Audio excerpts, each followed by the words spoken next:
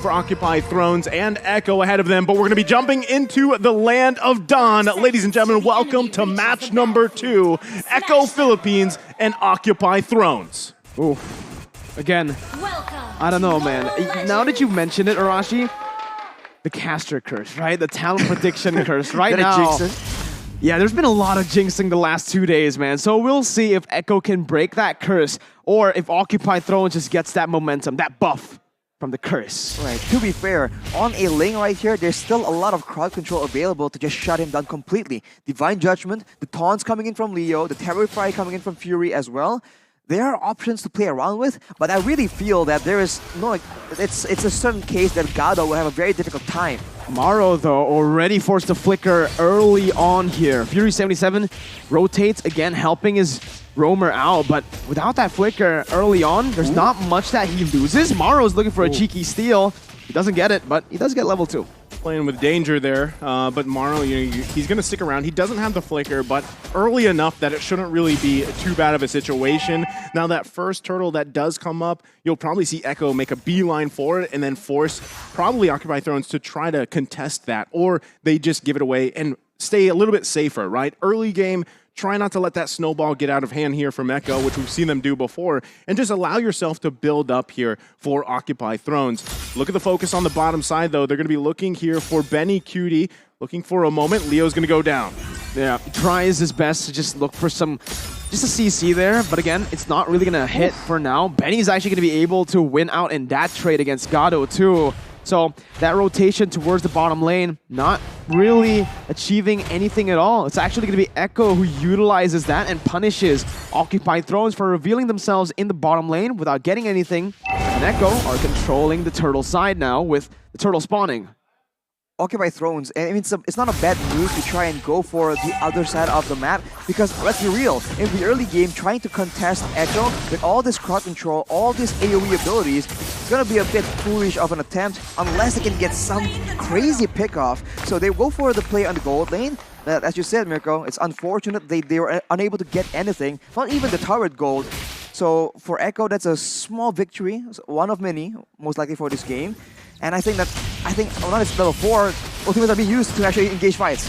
Maro's going to be caught, has the flicker, gets out again, and someone else used the flicker here. It's Gado in the gold lane. Yeah, I was just wondering, about this matchup here in the gold lane specifically. Gado, they have the news, right? There's no flicker available here. Gado's got to be careful. That's why we see Maro making his way too. But he should be careful. Walks up, gets knocked up, and that's first blood over to Benny QT. He had the information, right? You called it as well, Mirko.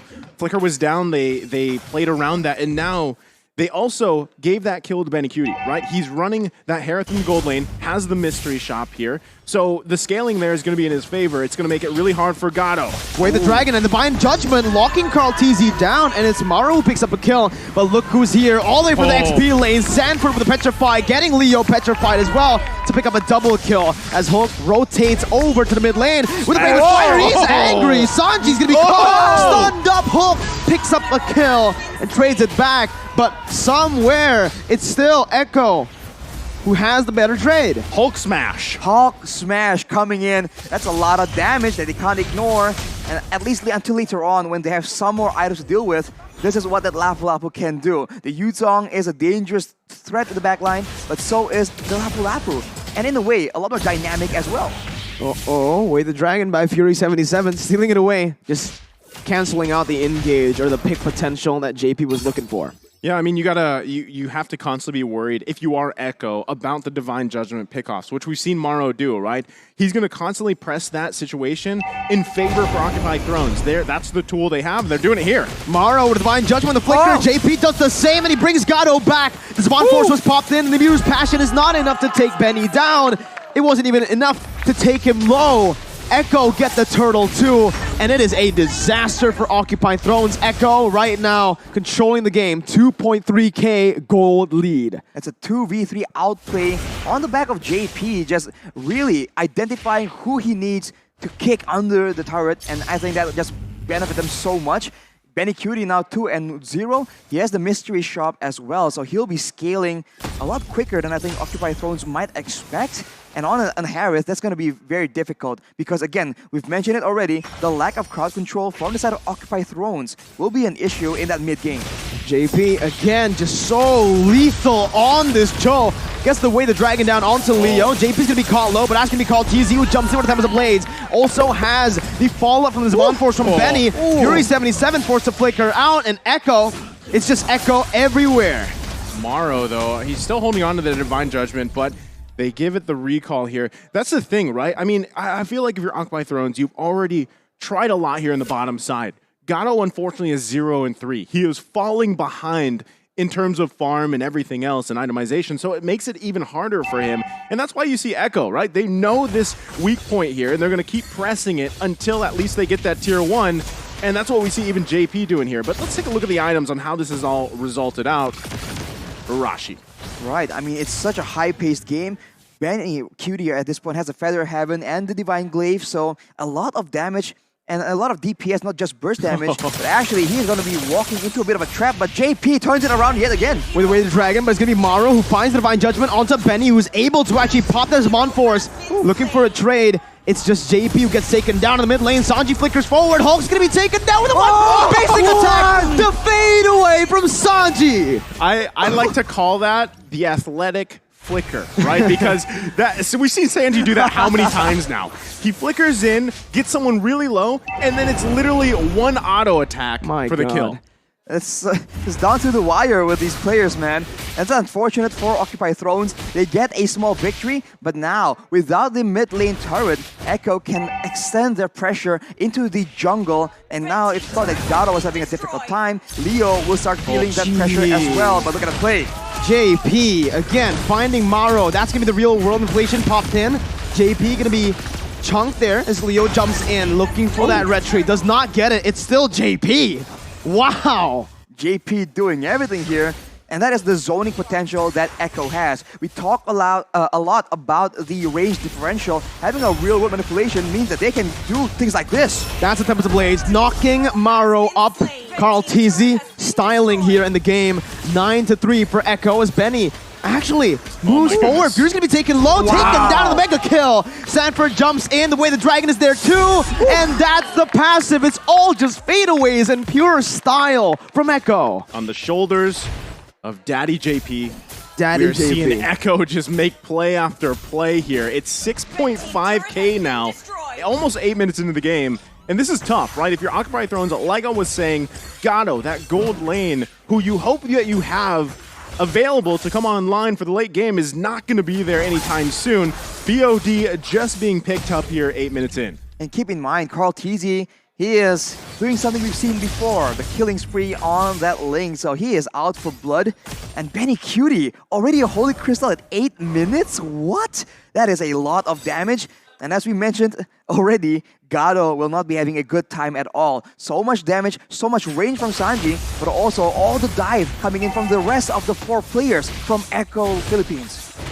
Right now, focus on the top side. They're going to get that tier 2. All in the meantime, waiting 30 seconds for that next Lord to come up here. Again, at this point, this is a massive lead for Echo Philippines. Occupy Thrones going to be forced to find any pick they could potentially get here, but now you're going to see even the pressure for that purple buff. If it comes up, Conceal Play going to come out. Nothing committed just yet, but Occupy Thrones trying to turtle up here on the tier 2. Meanwhile, Echo just trying to buy time for that next Lord, for the first Lord of the game to come up. Again, right? Echo, they got the lead. They're not really going to go for these crazy engages because they don't need to. It's unnecessary, right? They already have control over most of the map right now. They can just constantly be playing around with the Lord, forcing Occupy Thrones to walk out of the base. And when they do so, that 7.4k gold lead speaks for itself. And you can still abuse the fact that Carl TZ is just so mobile. He is still getting resources right now, but JP turns it around. Where the Dragon, but Divine Judgment comes in. That's going to be JP taken down, but the backline's going to be targeted down by Sanford and Benny QT with his Zaman Force. 1-for-1, Roamer for gold. It's Echo who takes the better trade once again. Leo going to be able to taunt Sanji up. Maro's going to be taken low. Carl TZ jumping in. Maro flickering out of the real world inflation. The Appraiser's Wrath was so close to getting Sanji, but he's still here. He calculated that one. Flickers out to safety. Occupy Thrones have lost their jungler.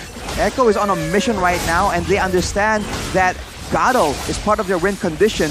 We saw that Sanford was able to actually get on top of multiple members earlier in that fight, but he ignores everyone and heads straight for Gado. That is dedication. That is a man of focus, determination, and sheer will. JP is a man of of violence. focus. Oh, but there's another kick.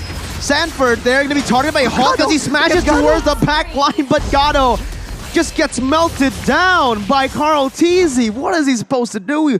He just can't, withstand that damage anymore, man. I mean, 10,000K at this point, right? 10 minutes in. 10,000K. 10,000K, Yeah. that's a lot of gold. 10,000K, that is a lot of gold. And they're marching, right? I mean, you got to handle this Lord, Occupy Thrones. That's the question. Look at Can they JP. even hold on this long enough? They have so much high ground damage as well coming in from Echo Philippines, and I can't help but feel like Occupy need to play a bit more defensively, but Echo won't let it happen. JP again with an engage, but will be caught. But Sanford finds the Petrify onto 3, the Furious dive onto 2, and a kill on Gado. Mid lane base are going to be taken down now by Echo as they're looking to end the game. Benny just styling with his Mount Force under the base, under everything. Leo is still not able to find a kill. It's a legendary by Benny, and it's Echo who are still undefeated in groups. They just stomp down, march through the base, understanding that they have all the tools available, and they are rationing their utility so well. They don't waste any spells. There's not a single moment in this high-action, high-paced game where we thought, wow, that was a bit overkill. Everything is rationed to perfection, and Occupy Thrones, man, they just got outclassed. It was 12,000K. 12,000 But jokes aside, Echo disciplined.